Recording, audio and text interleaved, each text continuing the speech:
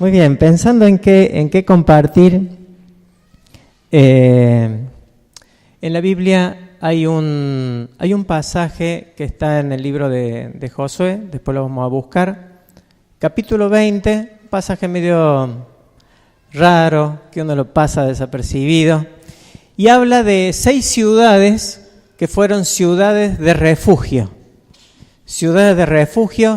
entre los levitas. Fueron ciudades que no nos dice mucho la Biblia, que no tenemos tanta información, pero que cumplían una función sumamente importante, y más hoy en día cuando nosotros vemos que la comunidad donde vivimos, en nuestra nación Argentina, hay tantas cosas que se degradan, tanta tristeza, dolor que abundan y problemas, y escuchamos de tanta influencia de Satanás como destruye vidas. Fíjense, el pueblo de Israel, el Dios de Israel que tenía su pueblo, designó 6 ciudades que iban a ser de refugio para las personas que estuviesen en una condición de necesidad de salir disparando hacia algún lado. Y yo pensaba cómo la iglesia de hoy necesita ser una iglesia, una ciudad de refugio. Nosotros necesitamos como cristianos ser personas de refugio para otros que están en necesidad. Y sin duda que Dios nos usa. El pueblo de Israel no es la iglesia, ni la iglesia es el pueblo de Israel. Pero sí sacamos tanta enseñanza del pueblo de Israel y tantas cosas que se proyectan con el tiempo, porque el pueblo de Israel esperaba al Cristo que tenemos nosotros vivos. Y muchas de las cosas que Dios hizo con el pueblo de Israel las hace con los hijos de Dios, porque es el mismo Dios, tiene un mismo pensamiento. Por supuesto, el pueblo de Israel tenía promesas específicas para su pueblo, nosotros tenemos promesas específicas para la iglesia. Pero hoy vamos a tratar de meternos un poquito en las ciudades de refugio. Hoy no vamos a poder avanzar demasiado en las ciudades mismas, pero sí mañana vamos a terminar de ver las 6 ciudades y las cosas que nos pueden enseñar el ver estas ciudades. Pensaba el martes pasado cuando estaba en la reunión de oración, la iglesia es nuevita, hay gente nuevita, y nosotros nos separamos a orar en grupitos de a 2 o 3, así que uno elige con quién orar, y yo podía haber orado con personas mayores que estaban allí, pero bueno, más o menos se armaron los grupitos. Había un chico de 13 años que estaba dando vuelta, y le dije, Ezequiel, ¿querés que oremos juntos? Me dijo que bueno. Así que nos fuimos a una piecita al fondo, nos sentamos y le dije, ¿cómo estás, Ezequiel? ¿Tenés algún motivo por el cual te parece que podemos orar? Y me dice, Ezequiel, en realidad estoy mal y estoy muy triste. Y en realidad no quisiera seguir viviendo. Un chico de 13 años, que uno lo ve a lo mejor de aspecto normal, y fue asombroso cómo brotaban las lágrimas de sus ojos. Y me pudo contar que su gran problema es el bullying que le hacen en la escuela. Me dice, yo soy el más bajito. Y le digo, yo también. Y yo te puedo decir un montón de cosas que te dicen cuando sos bajito. Y le empecé a mencionar, porque a nosotros nos dicen y ya las sabemos. Así que por ahí los creativos que creen que nos van a inventar alguna vez, ya lo escuchamos todo. Como ser inspector de zócalos. Sí, Tommy, eso me decía. Bueno, pero es normal, ¿no? Chichón del suelo, qué sé yo, tantas cosas que se le ocurre a la gente. Y uno, a lo mejor en la adolescencia y la niñez lo sufre, lo padece, después lo aprendes a pilotear y después aprender a usar otros recursos que Dios te da para sobrevivir. Pero por la gracia de Dios, Dios nos da una vida abundante y eso es lo que realmente nos mantiene. Pero estando al lado de Ezequiel, pude sentir como aún niños que uno los dejaría pasar de largo, llevan en su corazón un dolor, una tristeza que tienen que ser atendidos. Y sabes que si vos sos cristiano, sos un hijo de Dios y no estás ocupando el lugar por el cual Dios te salvó, hay algo que no está funcionando. Y si vos, iglesia de Crespo, Te has acomodado a una iglesia tranquila, ideal, donde somos todos cristianos, y ni conozco la iglesia de Crespo, por eso hablo con generalidades, pero vivas como vivas la iglesia. Si simplemente es un lugar tranquilo y cómodo para estar, te equivocaste.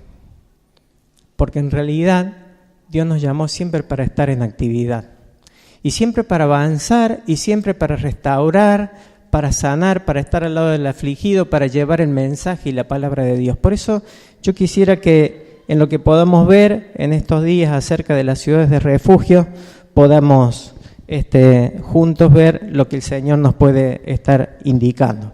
Vamos a avanzar un poquito.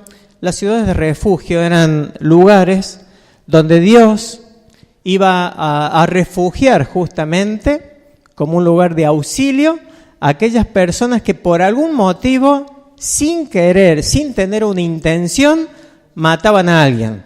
Se convertían en homicidas.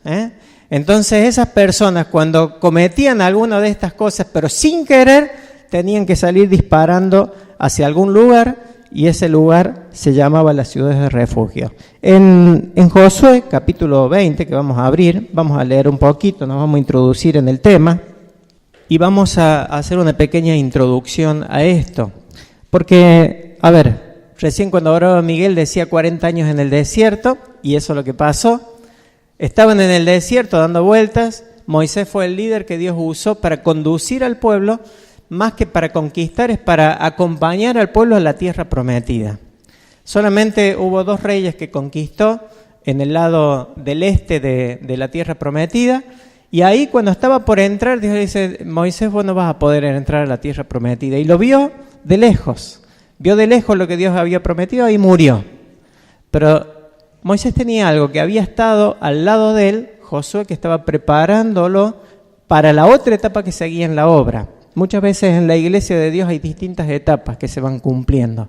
Personas que se van cumpliendo años y se van haciendo mayores, y hay personas que van viniendo. Hay muchos de los jóvenes que están sentados aquí, hombres y mujeres, que yo no sé para qué Dios los va a usar, pero los puede proyectar a otros lugares, a otras necesidades, continuando la obra de Dios, honrando a Dios más que a los hombres. Ahora, Josué era una de las personas que estaba como un aprendiz de Moisés, aprendiendo cada detalle, y bien que lo aprendió.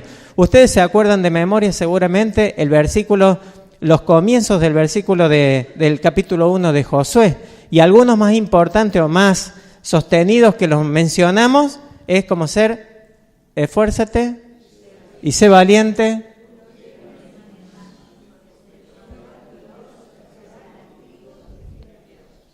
Promesa. Pero le dice: esfuérzate y sé valiente. Yo voy a estar con vos en todo lo que emprendas. Y la tierra que vas a conquistar la vas a poder conquistar. Pero esfuérzate y sé valiente. Y ahí en ese capítulo 1, hay 3 veces que te dice: esfuérzate y sé valiente, en guardar la palabra, en transmitirla, en enfrentar los enemigos. Y ahí estaba Josué entrando a esta tierra prometida. Entra, toda la estrategia que Dios le da, conquista la primera ciudad que se llamó, bien, dando vueltas, con un milagro, se cae la ciudad y ellos empiezan a conquistar. Tremendo. Y ellos así empezaron a entrar a esta tierra prometida, a conquistar. Habían vivido 40 años en el desierto, a lo mejor dando vueltas de más, porque el camino no era tan largo como para 40 años en realidad, ¿no? Pero mucho menos. Aún así, en el tiempo del desierto, lo que sí vemos, la mano poderosa de Dios, que fue fiel. Esto es asombroso. Dios siendo fiel frente a un pueblo totalmente negligente, que daba vueltas de más, que tenía muchas costumbres de hablar mal de las autoridades y de quejarse y de dar vueltas, y Dios, sin embargo, les dio la comida todo el tiempo. Dice la Biblia que cuando entró Josué a la tierra prometida, ese mismo día, el maná dejó de caer del cielo. El milagro de darlo y el milagro de sacarlo cuando ya tenían que comer en la tierra. Esto es asombroso. Es que es Dios el que movía a ese siervo que estaba trabajando en ese lugar. Así que bueno, entran en la conquista y empiezan a barrer a todos los enemigos que Dios le había dado el mandato ese. Ahora, cuando empiezan a repartir las tierras, reparten a todas las tribus de Israel tierra, porciones de tierra, una vez que habían conquistado.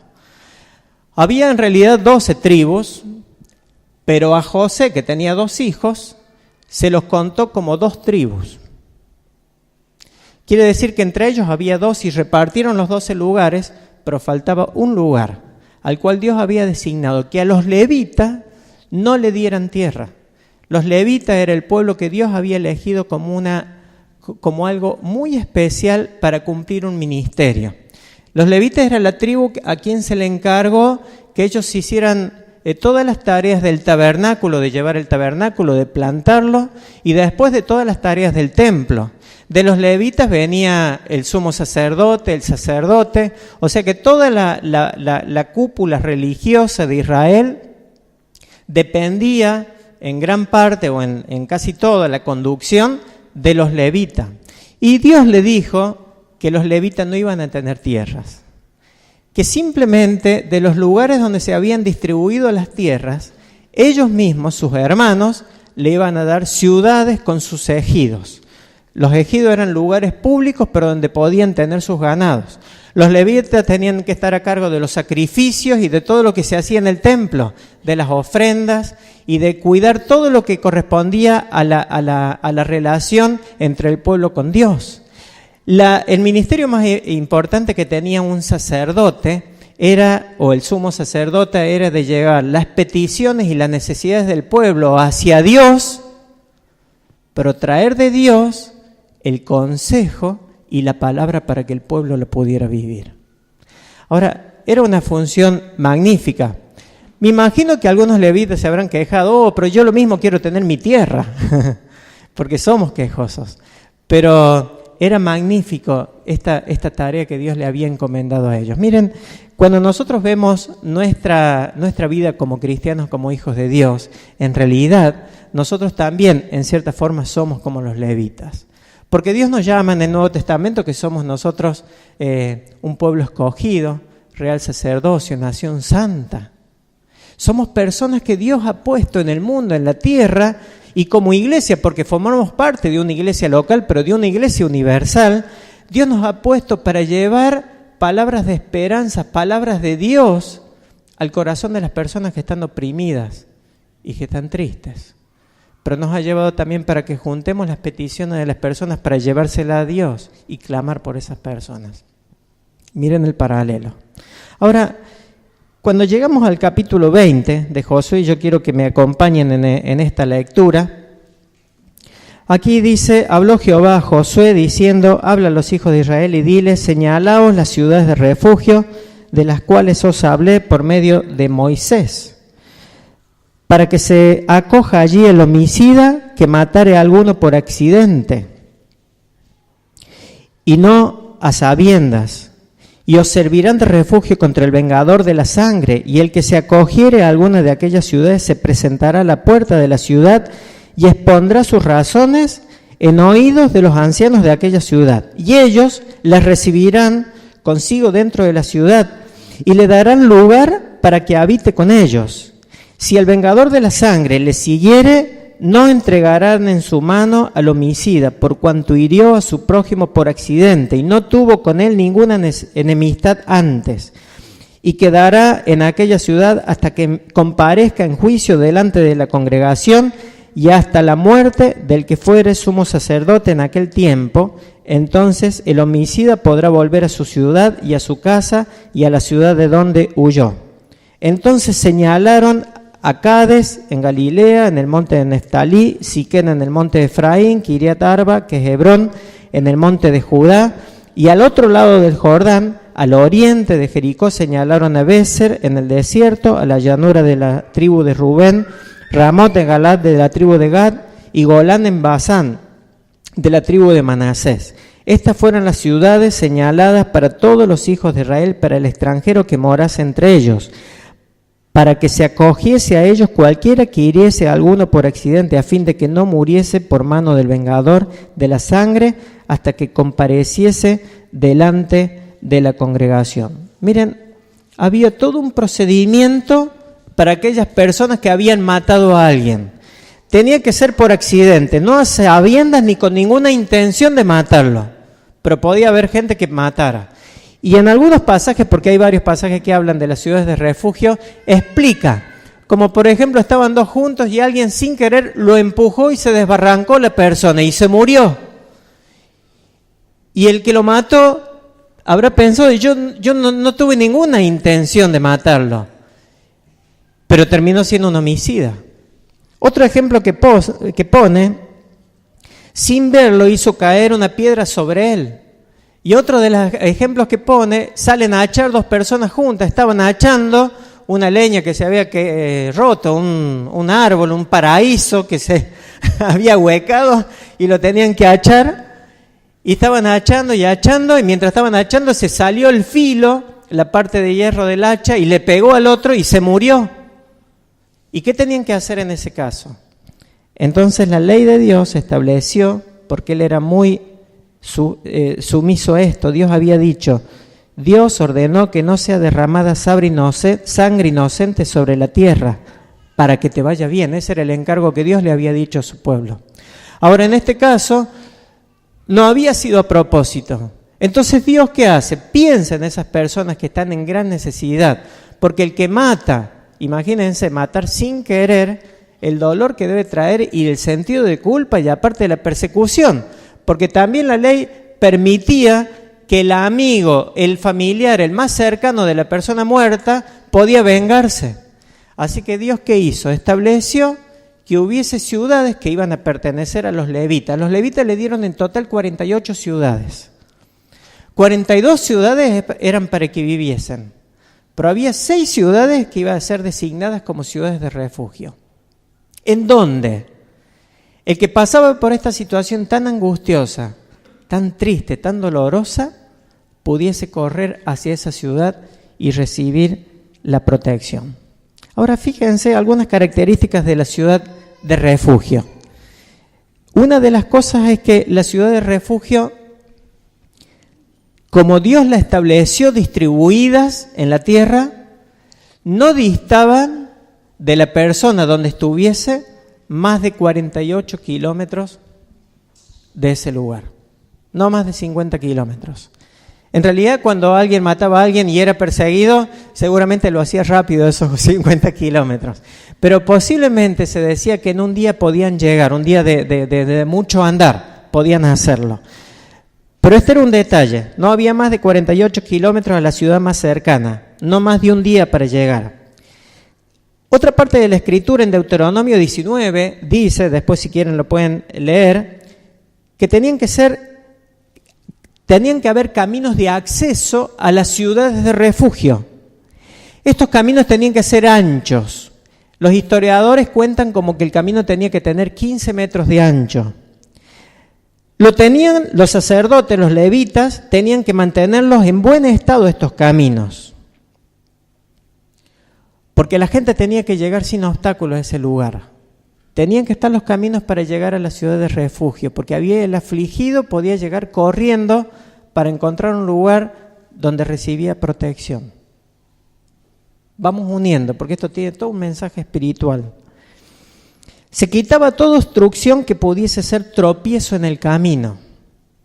Piedras, ramas, árboles. Había gente de los levitas que tenían que mantener este camino. No se dejaba montículo ni río en el cual no hubiese puente, porque la gente tenía que pasar sin problema y sin dificultad por allí.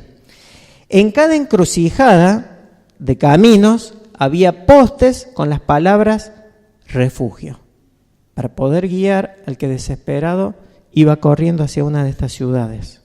Una vez establecido en la ciudad, se le asignaba una vivienda y los cuidados. La persona llegaba y a lo mejor nadie lo conocía allí, pero la ley de Dios había establecido que esos levitas tenían que tener un corazón para recibir al afligido que venía huyendo. Y le tenían que dar un lugar para vivir. Y también le daban la posibilidad y le enseñaban algo para que él se pueda autosustentar. Eso era la ciudad de refugio. Las puertas de estas ciudades, decían los rabinos, siempre estaban abiertas. Las puertas de las ciudades de refugio siempre estaban abiertas. Miren, cuando yo simplemente leía la descripción de lo que eran las ciudades de refugio y los accesos y cómo Dios había planeado esto, digo, wow, qué figuras que tenemos acá. Qué figuras para mí como hijo de Dios, para vos como hijo de Dios, como cristianos, qué figuras para la iglesia. Porque nosotros somos los que vamos a conducir. Jesús es el camino, la verdad y la vida, pero yo lo conduzco. Al que no conoce a Dios y vive en tristeza, en angustia, al que está disparando en la vida. Las primeras cosas que se hacían cuando llegaba alguien que estaba huyendo, llegaba al lugar, los ancianos de la ciudad, ¿qué hacían? Escuchaban las razones. Clave, el martes yo pude orar con Ezequiel. Y en realidad no hice nada ni misterioso ni nada grande. Me senté a orar con un chico de 13 años y le pregunté cómo estaba. Y en realidad una pregunta es lo que te permite empezar un diálogo, pero tenés que tener la disposición de querer escuchar para continuar estando allí. Y qué importante, yo no me quiero poner como un ejemplo, porque todos ustedes tienen oportunidades de hablar con quien sea, no es una gran cosa esto. Pero qué bueno que los ancianos estaban preparados para cualquiera que venía corriendo, lo primero que hacían, vení, quédate acá. Ya pasaste la puerta, estás protegido, nadie te puede matar. Ahora te escucho, ¿qué te pasó? Otra de las cosas que hacían los ancianos, les recibían bien. Me encanta transmitir esto en la iglesia. En la iglesia de Dios, lo más importante que hay, ya sabemos que es Dios, que es Cristo, que es la palabra, está bien. ¿Sabes qué es lo más importante en la iglesia de Dios? La persona nueva. La persona que viene por primera vez. La persona que viene angustiada, o el cristiano que a lo mejor se ensució en el camino por algo, o que fue despreciado por algo que le pasó. Esa es la persona más importante. Nosotros nos podemos saludar con un abrazo muy fuerte y palmear tan fuerte que todos escuchen. Pero si vos como iglesia, como hermano, no sabés saludar, no sabés interesarte y mirar, che, ese es nuevo, lo voy a saludar, porque no es una tarea del pastor, ni de la esposa del pastor, ni de los hijos del pastor, ni de los diáconos. Es una tarea de todos. Si vos sos salvo, vos sos el que tenés que ir a esa persona a recibir y a recibir bien, porque esa es la puerta de entrada. Miren, nosotros teníamos una actividad con niños que le llamamos la hora feliz en casa, y nosotros descubrimos que uno de los ministerios más importantes en esa tarea era la puerta, el ministerio de la puerta, donde vienen los papás y dejan el nene. ¿Quién es el nene que dejan los papás? Es la persona más importante que ellos tienen y la depositan en tus manos. En este tiempo de tanta inseguridad, de tantos miedos, de tantos temores, que venga un papá y te deje su nene, valóralo. Ahora, si vos lo valoras, vos tenés que ver quién es ese papá, de dónde sos, qué bueno que trajiste a tu hijo.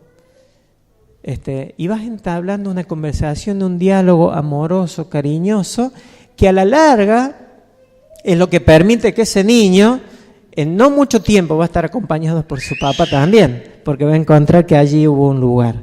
Ahora, los ancianos de la ciudad tenían que oír las razones, lo tenían que recibir y le daban un lugar para habitar. Después que lo recibían, venía otro proceso, donde la congregación tenía que juzgar el caso porque aconteció el homicidio. En realidad, lo que se hacía es, se lo acompañaba a esta persona a la ciudad donde fue el homicidio.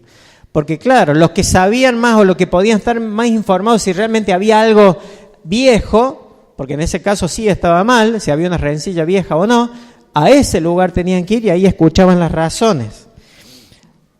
Y después había una última cláusula, era que la persona tenía que, si era inocente, vivía allí tranquilo en esa ciudad de refugio, y hasta que la autoridad del lugar, que era el sumo sacerdote, moría y allí terminaba el tiempo donde esa persona iba a estar allí. Pensaba y rápidamente quería compartir algunas cositas de las ciudades de refugio y después vamos a ver un poquito el mapa, la distribución, pero hoy quería pasar a esto otro. Cuando nosotros formamos parte de la iglesia, en realidad es que pasó algo antes. Es que un día nos encontró el Señor así como estábamos, nos perdonó, nos limpió y nos dio una vida nueva. El milagro más grande que puede existir, y esto tiene vida eterna. No se puede expresar en 2 palabras, pero es maravilloso. Eso nos hace hijos de Dios. Los estudiosos bíblicos dicen que las ciudades de refugio es un tipo de Cristo. Un tipo de Cristo. Tipo de Cristo puede ser personas que vivieron o elementos o figuras que nos llevan a identificar algo de Cristo. Como por ejemplo, en el sacrificio de Abraham con Isaac, Isaac es el tipo de Cristo. Iba a morir inocente, porque no tenía nada que ver con la situación, como un cordero en un sacrificio. Cristo murió como un cordero en sacrificio. Y así hay un montón de figuras. Cuando tomamos la cena del Señor, una figura que es el tipo de Cristo, el pan y el vino.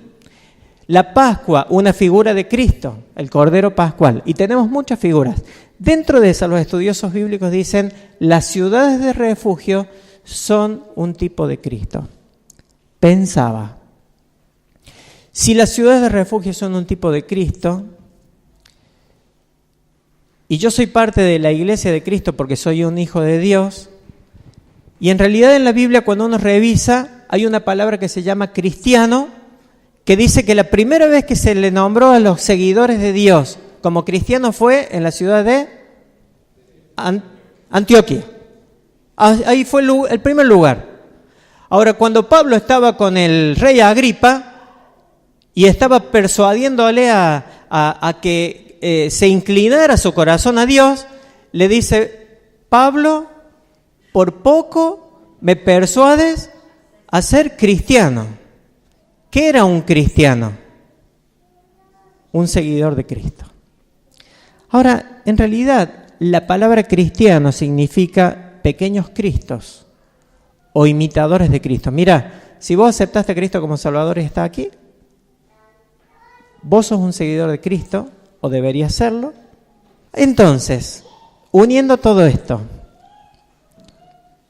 si la ciudad de refugio es una figura de Cristo, es un tipo de Cristo.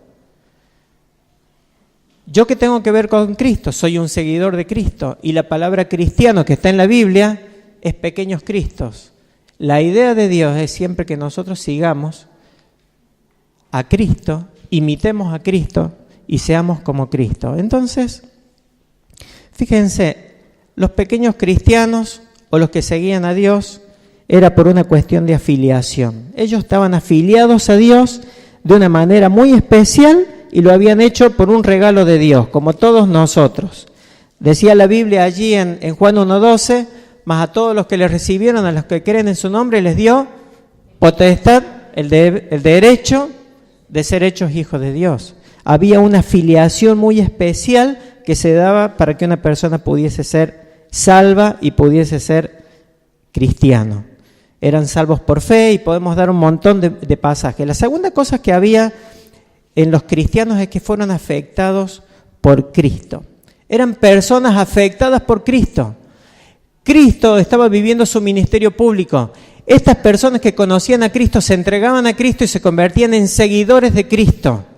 No en apariencias, que había muchos que lo seguían, pero por interés de comer más, porque los alimentaba gratis, o porque siempre había un milagrito y si le tocaba algo cerca, bueno, estaba bueno. Por eso Jesús muchas veces se dio vuelta y le dijo, ustedes me están siguiendo a mí porque les di de comer. Pero Jesús, ¿qué buscaba? En el corazón, en la intimidad, un cambio de vida de las personas que siguieran a Cristo. Fíjense que lo que Jesús esperaba en ellos era que lo que nosotros hacemos cambie. Lo que hacemos cada día, nuestras conductas tenían que cambiar. ¿Con quién nos juntamos? Cuando una persona es cristiana, sigue a Cristo, uno también va a filtrar algunas juntas, a lo mejor, algunas amistades que uno en otro tiempo desarrollaba libremente y ahora Dios las va a usar para que nosotros las explotemos para llevar el mensaje, pero no para compartir en las obras de la carne, del mundo. Ahora, un cristiano también era transformado en lo que pensaba y en lo que sentía. Mira, estas son pautas que son muy claras. El Señor Jesús dijo en un momento, por los frutos los van a conocer. Ahora, tenemos que entender que hay personas cristianas que pasan por distintos baches, ¿no? Pero pensemos en otras personas que se llaman cristianas y que no quieren cambiar su conducta. No quieren cambiar sus pensamientos, sus sentimientos, sus hábitos. Y esto va en contra de la voluntad de Dios. En realidad Dios no se agrada de esto. Porque Dios te dio una vida nueva para que vivamos en esa vida nueva. Y para que podamos ser de bendición y ejercer el ministerio dentro de la vida nueva. Y lo que Dios hizo en aquellas personas al llamarse cristianas es que ellos podían distinguir entre lo bueno y lo malo, sabían discernir y podían elegir en lo que entendían que Dios les llamaba a seguirle y en lo que no. Ahí están los 4 puntos, nada más que me lo olvidé pasarlo. Ellos esperaban, en el tercer punto, tenían la misma herencia con Cristo. Miren, tenemos muchos pasajes que no lo vamos a ver, pero la Biblia dice que nosotros somos herederos de Dios. ¿Y coherederos con quién? Con Cristo, porque somos pequeños Cristos. La herencia que Dios nos dio y que le dio a Cristo, nos dio a nosotros, lo transmitió y nosotros vamos a vivir eternamente con Cristo. Porque Cristo es nuestro círculo. Nosotros nos hacemos cristianos no por una cuestión de religión. Es una relación que no termina más, es por la eternidad. Y hay un cambio total en la vida de una persona cuando dice que sigue a Cristo. Y si no lo hay, uno tiene que volver y revisar por qué no lo hay. ¿Qué me impide que yo siga con libertad y con entusiasmo y con ganas y con toda la fuerza de seguir a Cristo? Porque Dios no nos llamó para que nosotros hagamos apariencia en una iglesia. Si eso pasa, Dios te mira y te dice, no te conozco, no sé qué estás haciendo. Porque a la gente le podemos mostrar muchas cosas, la cara más bonita. Pero Dios que mira el corazón y está interesado en el corazón tuyo, en el mío, se fija lo que estás haciendo. Ahora, cuando nosotros somos herederos con Cristo, tenemos que cuidar la herencia que Dios nos dio. Y tenemos mucho por hacer por delante. El punto 4 dice que estas personas que eran cristianas esperaban la venida de Cristo. No solamente la esperaban, sino que la amaban. Y la anunciaban, donde estaban, donde iban. Ellos estaban pensando en la venida de Cristo, en lo que Dios iba a hacer cuando Él venga. Y dice Dios que hay una corona para aquellos que aman su venida.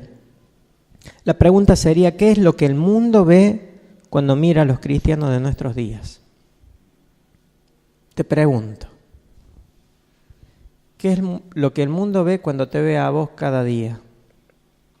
En el medio donde vos estás, donde vos te desarrollás, donde usted se desarrolla, en la actividad que haga. ¿Qué ve el mundo en vos? A lo mejor sabe que vos sos cristiano porque agarraste una Biblia o te ves entrar ahí al templo. ¿Qué dicen de vos? Si no tuviésemos este título de cristianos evangélicos o este apodo, ¿cómo nos llamarían? Yo sé que por ahí nos llaman los loquitos, ¿qué más? Hay un montón de apodos que tenemos, ¿no? Los fanáticos, cerebros lavados, antisociables. Algunos nos dicen buenas personas. Algunos se quieren juntar con nosotros porque creen que somos buenos. Bueno, tenemos que ser buenos. Gracias, Isa. ¿Vieron cuando Dios hace una esposa idónea y te trae agua? Eso está bueno. ¿Verían algo en nosotros que les recuerde a Cristo? Las personas que te rodean a vos, ¿verán algo en nosotros que le hace pensar en Cristo si escucharon alguna vez la historia de Cristo? Y más o menos. Porque a veces cuando me enojo en la calle peleo. Porque digo malas palabras porque todo el mundo lo dice, entonces no quiero quedar desubicado. Porque sigo mirando a las mujeres, aunque sé que no las tengo que mirar, pero me hago el distraído y las miro. Sabes que la gente no sale a la calle para mirarte a vos, pero te mira a vos. Y vos sos un seguidor de Cristo y sos un Cristo pequeño. un imitador de Cristo. A los discípulos le llamaron cristianos. Yo tengo que ser discípulo y tengo que ser un cristiano. ¿Qué soy? ¿Qué soy? Porque si yo quiero acompañar a la gente a la ciudad de refugio y quiero ser una ciudad de refugio, me tengo que parecer a Cristo. Porque yo no le puedo preparar el camino a alguien cuando yo ni siquiera mi camino, mi vida está en condiciones. Porque es ridículo, es tonto, la gente ni te va a creer.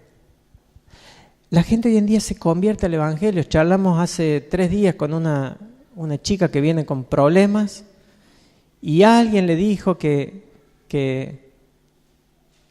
había un pastor evangélico y que podían confiar en él. Vino a casa y nos contó su historia, el problema es su hijo, pero nosotros estábamos convencidos que ella es la que vino, la que necesitaba a Cristo primero era ella. Le predicamos, hizo la oración nos salva, pero son pasos que uno va dando en la fe.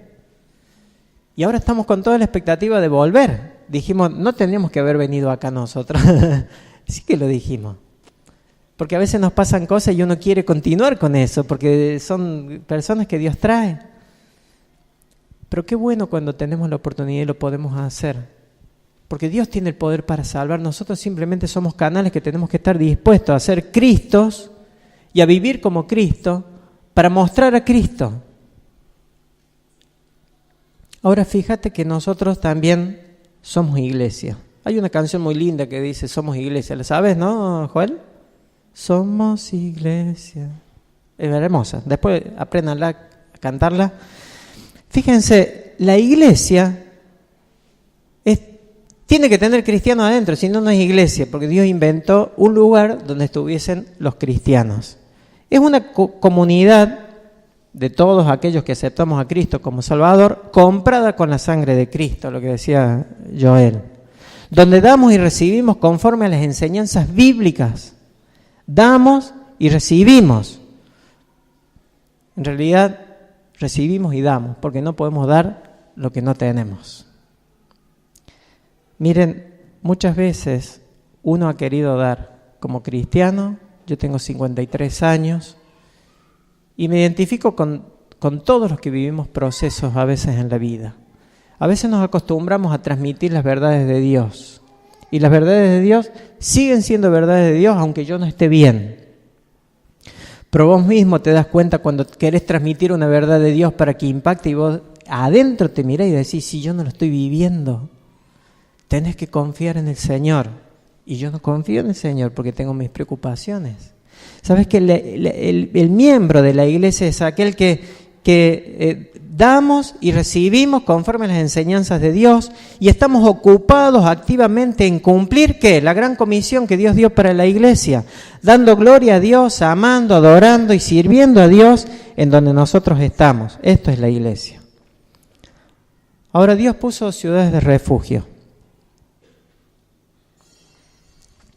Hoy vamos a ver una. Ni sé la hora y creo que ya habría que cortar. No sé quién es el que marca acá, pero creo que está bueno. Vamos a marcar una sola y mañana vamos a ver las 5. Bendita distribución que la hizo Dios, ¿dónde iban a estar las ciudades de refugio? La primera ciudad que él marcó eran las 6. La vamos a pasar esta, a ver si ahí viene.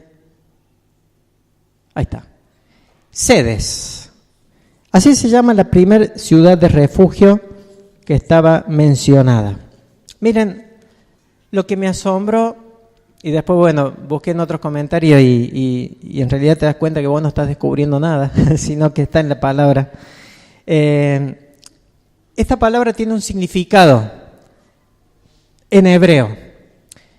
Y yo les invito hoy y mañana que nosotros recorramos el significado de estas palabras que son el contenido de lo que hay en la ciudad de refugio.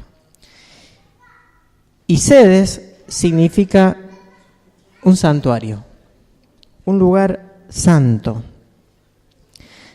Sedes es el lugar, la ciudad de refugio para pecadores, pero es la ciudad de refugio donde dentro hay gente santa que te está esperando. Mira, iglesia de Crespo, hermano, hermana, vos sos una persona lavada por la sangre de Cristo y Dios te llama santo. Santo. Dios pagó el precio más alto que vos no podías pagar nunca ni yo. No es que murió Cristo y yo podía haber muerto por mí. Yo no podía haber muerto por mí. Mi sangre está contaminada. La sangre de Cristo es la que no está contaminada. Es el único que podía hacerlo y lo hizo por vos. Ahora, esta ciudad era un santuario. Era un lugar santo. Donde la gente que moraba eran levitas que entendían y tenían que entender el sentido de esta ciudad y el sentido de Dios. El levita, el sacerdote, el sumo sacerdote, siempre conducía a la gente de la ciudad hacia Dios. Fíjense que hay muchos versículos que podemos ver y nos podemos animar a escribir. Pero podemos pensar como por ejemplo en 1 Juan 1, 8 y 9, que dice que si decimos que no tenemos pecado, nos engañamos a nosotros mismos y la verdad no está en nosotros. Pero si confesamos nuestros pecados, Él es fiel y justo para perdonar nuestros pecados y limpiarnos de toda maldad. ¿Cuántas veces lo transmitimos?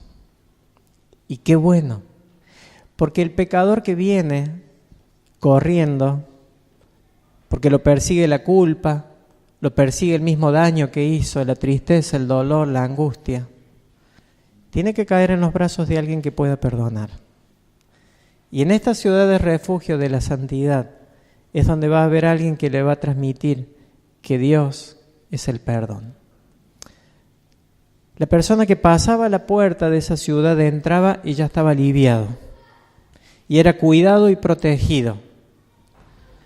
Ahora que la iglesia se convierte en esta ciudad sedes, santuario, un lugar santo, donde el pecador, por más sucio que esté pasando por la sangre de Cristo, haya alguien que lo reciba.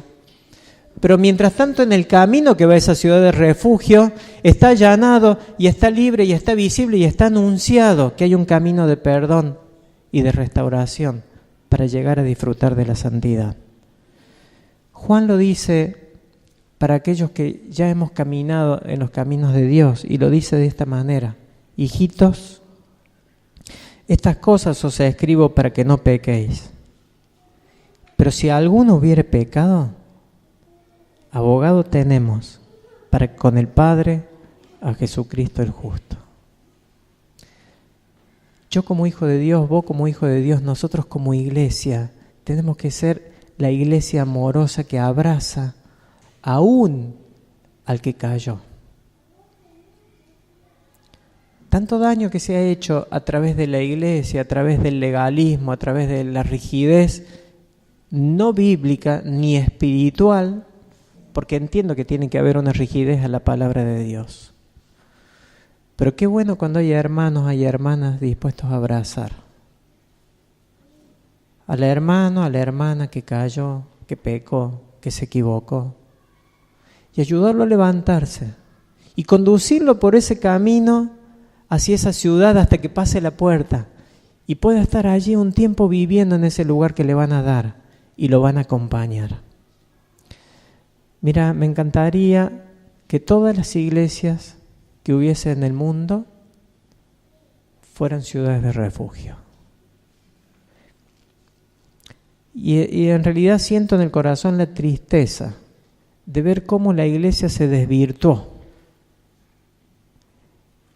Porque la iglesia que tiene que ser una ciudad de refugio piensa el que está necesitado. Y nosotros pensamos que estamos cómodos y estamos bien. Porque ya nos salvamos. Pero siempre tenemos que estar pensando en el que no está salvo. O en ese hijito, como dijo Juan, si alguno hubiere pecado, tenemos un abogado, conducirlo de nuevo a poner su fe en Dios.